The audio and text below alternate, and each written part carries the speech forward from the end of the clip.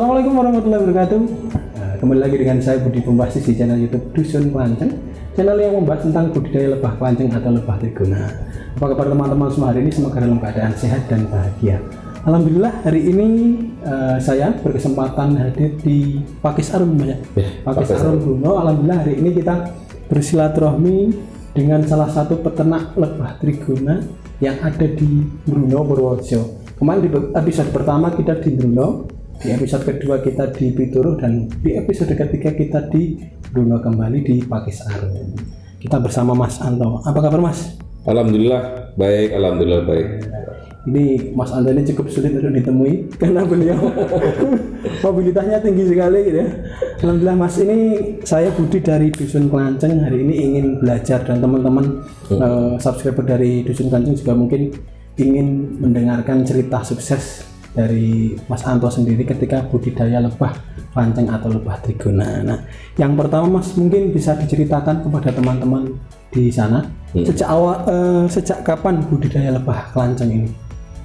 Budidaya lebah kelanceng ini sekitar 5 tahun yang lalu ya, 5 tahun yang lalu. Jadi memang dulu awalnya dari api serana karena memang agak sulit ya untuk kita tangani gitu. Dari situ mulai ada kejenuhan, akhirnya berpikir coba karena memang di rumah kita di usuk-usuk ada kelanceng, akhirnya kita coba budidayakan. Dari situ kita mengenal jenis-jenis tersebut dari senior kita tahu, akhirnya dari situ kita mulai kembangkan kelanceng ini gitu. Dari situlah kita menggali banyak jenis, mana yang produktif, mana yang istilahnya hasil madunya unggulan, yang setidaknya menghasilkan madu lumayan lah gitu ya untuk budidaya kita gitu. Kalau dari 2015 Mas ya? Ya, kurang lebih ya 15-16. Di awal itu yang dibudidayakan jenis kelanceng apa Mas? Yang saya pertama kenal itu jenis Lavi ya, jenis Lavi yang kalau di tempat kita ini lebih khususnya itu yang di bambu-bambu, yang diusuk-usuk itu ya, itu kan banyak di sekitaran kita, itu kita mulai dari situ. Tapi ada kesulitan memang untuk jenis yang Lavi ini, apa ya, produktifnya memang kurang, jadi akhirnya sudah berjalan berapa tahun, akhirnya banyak yang musnah juga, kurang mampu adaptasi di tempat kita karena memang kita ngambil bibit dari luar juga sih gitu kan, dari luar daerah tempat kita gitu maksudnya. Akhirnya kita saya gitu beralih ke jenis yang Biroi dan Itama. Sekarang berarti koleksinya Biroi Itama. Jadi saya lebih fokus ke Biroi sama Itama. Kalau Itama yang saya adopsi di sini memang lokalan dari Purworejo, Wonosobo ya, artinya memang lokalan daerah sini aja. Saya memang tidak Jawa, Jawa. Apa ya, belum pernah sih juga mencoba dari ngambil mungkin dari daerah lain, Itama yang Sumatera itu kita belum pernah, karena memang saya ambil yang dari sekitaran tempat kita aja, karena dengan anggapan lebih apa ya, adaptasinya lebih cepat gitu ya, lebih cepat. Kalau untuk Biroi saya sih ngambil memang dari Sulawesi ya, karena memang itu kan endemik sana, endemik Sulawesi. Jadi kita belilah sama teman dari sana, kita kembangkan di sini ya, alhamdulillah lumayan produktif. Jadi sekarang fokus di Itama dan Biroi. Berapa jumlahnya Mas kalau boleh tahu sekarang ini? Untuk Biroi di sini kurang lebih sekitar ada 100 koloni. 100 koloni itu tidak satu tempat ya, itu berbagai macam berbagai lokasi. Jadi kita titip ke tempat saudara, kita cantangin aja di rumah, kita titip aja. Mungkin satu lokasi itu kalau di sini aja sekitar kurang lebih 30 yang di lokasi ini. Kita titip kurang ada cuma 2, ada 5, ada juga yang 10, kita sebar semuanya. Kalau untuk Itama sih di sini kurang lebih saya punya ada sekitar 30 di sini, tapi lokasi yang ini itu ada 13, sisanya disebar juga karena semakin banyaknya koloni kan juga banyak pakan harus diambil, yaitu nanti pasti akan ada perebutan yang benar-benar bisa koloni semakin melemah kan gitu. Jadi memang modelnya di sini yang terpusat, terus yang lainnya kita titipkan dengan di tempat-tempat dari kita kita titipkan di tempat saudara-saudara seperti itu. Kalau di sini itu vegetasinya apa Mas yang disediakan? Kalau di lokasi ini yang saya vegetasi istilahnya saya tanam gitu ya, itu air mata penganten, ada Porana volulitis, ada air melati air, markisa, itu memang yang sifatnya berbunga terus gitu ya. Jadi nggak ada jedanya, meskipun jeda tapi sebentar gitu ya. Terus ada juga Dombea tapi baru mulai lah, itu mah belum bisa kita andalkan. Artinya memang yang sudah kita andalkan yang saya sebutkan tadi itu. Terus untuk yang lokal maksudnya sudah alami di sini itu singkong karet. Itu singkong karet. Kalau singkong karet itu setahu saya itu hampir disukai semua jenis, dari apis, terus Trigona itu ya Levi, Biroi, itu Itama. Waktu itu kita pernah punya Terminator juga, dia juga suka di situ. Dan itu awal kita menanam sebelum bunga yang kita tanam itu bisa mencukupi, belum berbunga, saya lebih condong ke singkong karet karena memang tanam berapa bulan udah langsung besar. Yang penting kita tahu perawatannya, dan itu satu pohon singkong karet itu besar itu udah lumayan banyak, dan itu bibitnya udah ada gitu kan. Dan mudah hidup juga. Mudah hidup juga. Itu lebih condong ke situ dulu, dan sekarang udah mulai berbunga-bunga yang lain yang istilahnya kita beli, bibit-bibit yang kita beli bunganya itu baru kita kurangin sedikit gitu kan. Jadi biar ada. Terus ini Mas, mungkin selama 5 tahun kurang lebih budidaya ini ada cerita suka duka budidaya kelanceng? Suka duka itu ya karena memang saya di lebah ini ya memang hobi ya. Kalau dukanya itu mungkin tidak terlalu dipikirkan mungkin terlalu dipikirkan. Tapi kalau kita ambil aja lah dukanya itu pasti ya mungkin itulah kalau budidaya kita istilahnya tempat budidaya kita bunganya vegetasinya belum mencukupi, tapi kita terlalu memaksakan. Contoh lah waktu itu saya pernah ngambil Torasika, karena sebenarnya cuma nafsu aja karena dari jenisnya tersebut itu, tapi ternyata itu kan sebenarnya ya itulah akhirnya bukan pada tempatnya, akhirnya ya mereka musnah. Itu sedihnya mungkin di situ. Kalau kita benar-benar memperhatikan pasti itu sedih itu. Jadi pastinya ada beberapa koloni yang gagal, ya musnah, itu di situ disediakan vegetasi sebenarnya. Kalau sukanya apa ini? Sukanya itu pasti hasil madunya, ya kan. Kalau kita berbicara hasil pasti ada rupiahnya tuh di situ gitu kan.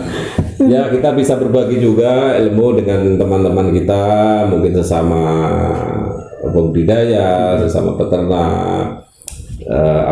Jelas hasilnya alhamdulillah ya, meskipun nggak begitu besar tapi ya udah lumayan lah kita punya kegiatan.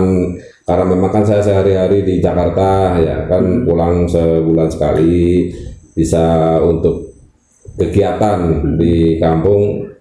Di samping itu kita mendapatkan madu, bisa tahu oh ini madu yang asli seperti ini, seperti ternyata Trigona itu madunya beragam, rasanya itu beragam, itu berbeda-beda. Jadi kita ya senang lah gitu mengetahui madu, oh ini seperti ini gitu. Jadi tidak hanya mengenal madu yang di pasaran aja gitu kan. Oke Mas, terus ini Mas, mungkin ada tips untuk teman-teman yang ingin mulai budidaya lebah kelanceng ini? Ya kalau saran saya untuk yang memulai, kalau memang ada lahan, siapkan vegetasi tambahan, contohnya bunga-bunga yang tadi kita sebutkan, yang memang sudah benar-benar disukai oleh lebah tersebut. Ya kalau memang itu lebah apa namanya trigona itu dari lingkungan kita, artinya itu pakan-pakan pasti di situ udah mengenali tersedia gitu ya, berbeda adaptasinya lebih banyak, lebih tinggi gitu ya. Itu siapkan bunga-bunga memang yang ya wajib. Kalau buat saya sendiri itu menanam bunga sebagai pakan lebah itu udah wajib, itu udah harus gitu ya. Jadi apa ya, kita sediakan pakan yang benar-benar memang mencukupi gitu kan. Terkadang itu lebih banyak kalau pemula itu memperbanyak koloni dibanding dengan memperbanyak vegetasi gitu. Dan saya sendiri sudah mengalami dulu lebih cepat memperbanyak koloni karena memang hanya tinggal beli begini. Tapi dampaknya yaitu banyak nanti yang pada mati, banyak yang pada musnah. Udah pasti kalau banyak pakan udah pasti mencukupi. Dan satu, untuk trigona itu resin jangan dilupakan. Sekalipun bunganya banyak, istilahnya sumber polen atau sumber nektar banyak, kalau resinnya tidak mencukupi, secara otomatis untuk pembangunan sarang itu tidak bisa gitu ya, tidak terlaksana.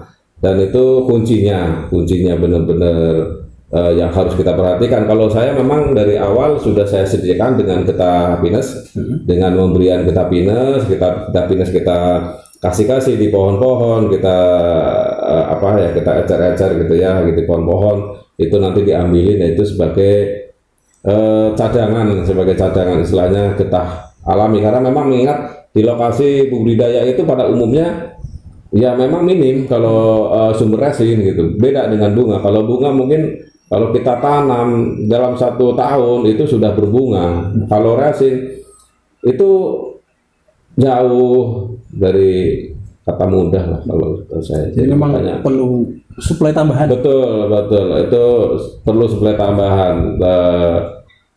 Ya solusinya kalau buat saya yaitu getah pinus. Dan kalau untuk apa namanya jenis yang utama itu sih apa, dari dalam toppingnya itu kita bantu kasih propolis. Biasanya saya panen biro itu madunya sudah diiris, itu propolisnya kita kasih utama untuk doping supaya cepat bikin kantong madu. Betul.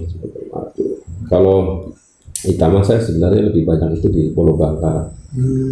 Jadi selain di sini di iya, memang lebih banyak di sana. Cuma memang berawal dari sini gitu. Ada satu cerita, satu hari itu adik saya ya, nomor 2 itu di Pulau Bangka itu sudah 6 tahun itu nggak pulang. Sebelumnya sih memang udah pulang, tapi setelah dia pulang nikah, izin dia nikah, dia balik lagi ke sana, udah nikah dia 6 tahun itu nggak pulang gitu. Jadi saya dan kakak saya, adik saya itu cuman berpikir ya iyalah kita tengokin ke sana, kita silaturahmi ke sana, kita lihat kondisinya kayak apa kok 6 tahun nggak pulang. Nah dari situ karena memang di Bangka itu apa namanya lokasinya hutan, namanya udah hobi dari lebah, nah, itulah muncullah yang diomongin itu udah nggak ada lagi, udah lebah aja gitu kan, trigona. Akhirnya di sana tuh ketemu gitu, dan itu mulai ada ketemu dengan kelompok tani yang baru mulai di sana, kita survei ke lokasi. Akhirnya dari situ saya salurkan pengetahuan saya ini sedikit ke adik saya gitu kan, yang saya ketahui. Akhirnya di situ banyak menyebar cerita ke tetangga, ke teman-teman. Disitulah ketemulah bibit-bibit terutama di kebun-kebun. Akhirnya kita kalau di sana nggak bisa bolang seperti di sini, kita masuk ke kebun orang itu nggak bisa. Kalau di sana itu kebunnya siapa ya itu benar kita beli, tapi memang karena memang belum begitu booming waktu itu di sana, itu masih murah. Dan alhamdulillah sekarang itu kita mah di sana saya terkumpul sekitar 500 itu masih berjalan sampai sekarang. Ya seperti yang saya katakan tadi, pembelian bibit itu lebih mudah dibanding menyiapkan vegetasi. Dan waktu itu sempat terjadi penumpukan koloni karena saya pembelian waktu itu sekaligus juga berapa tuh 300 sarang kalau nggak salah, itu satu tempat. Karena memang bibit ada ya kan, yang buat beli juga ada, tapi lahan belum kita siapkan. Akhirnya berapa bulan terjadi penumpukan dan di situ ada beberapa yang susut, beberapa yang musnah. Itulah pelajaran berharga memang, tapi ya kalau bisa diantisipasi kejadian seperti itu lagi gitu. Jangan sampai terjadi seperti itu lagi, penumpukan koloni yang tidak serta dengan penanaman vegetasi yang benar-benar bagus gitu. Akhirnya di situ kita sebar. Memang sih itu koloni masuk memang spontan, artinya di tempat situ memang hanya sementara gitu. Tapi ya buat pelajaran kita juga gitu, akhirnya kita sebar. Dan di sana kita memang kelompok juga mainnya, ada yang lain juga kita gabung-gabung. Alhamdulillah. Madu dari 500 koloni kalau lagi puncaknya bisa 150 per bulan, nggak banyak sih. Itu ya sebenarnya kalau dari 500 itu total koloni, tapi kan yang dipanen nggak sejumlah 500 ya? Karena kan pasti misalnya dalam satu lokasi 50 sarang, misalnya 30 sarang atau 20 sarang, misalnya katakanlah 20 sarang itu kan nggak semuanya dipanen 20, paling ada yang paling ya sekitar atau 8 atau 15, itu kan nggak semuanya ngisi, kan kadang-kadang dia bergantian. Kalau lagi puncaknya sih bisa 150 kilo, kalau lagi minim ya 80, 150 kilo bisa lebih juga, waktu itu juga pernah. Tapi kembali lagi ke cuaca. Kalau bicara sekian kilo berarti kalau kita omsetkan berarti sampai berapa Mas? Minimnya ya kalau harganya per kilonya katakanlah 100.000 ya udah dikalikan aja gitu kan, itu minimnya itu katakanlah gitu seperti itu, tapi kan sebenarnya lebih mahal. Iya. Sebenarnya lebih mahal. Ya? Kalau kita kita kan lebih mahal lagi, nanti kan banyak yang kepengen nih nanti banyak yang kepengen, nanti cuma beli bibit nggak beli ini lagi, nggak nyiapin vegetasi nih. Oke Mas, ya menarik sekali obrolan kita sore hari ini. Alhamdulillah, terima kasih Mas Anto sudah sama-sama bersama teman-teman Dusun Kelanceng. Semoga semakin sukses untuk budidayanya. Amin. Begitu teman-teman, semoga cerita ini menginspirasi teman-teman semua untuk berbudidaya lebah kelanceng atau lebah trigona. Sampai jumpa.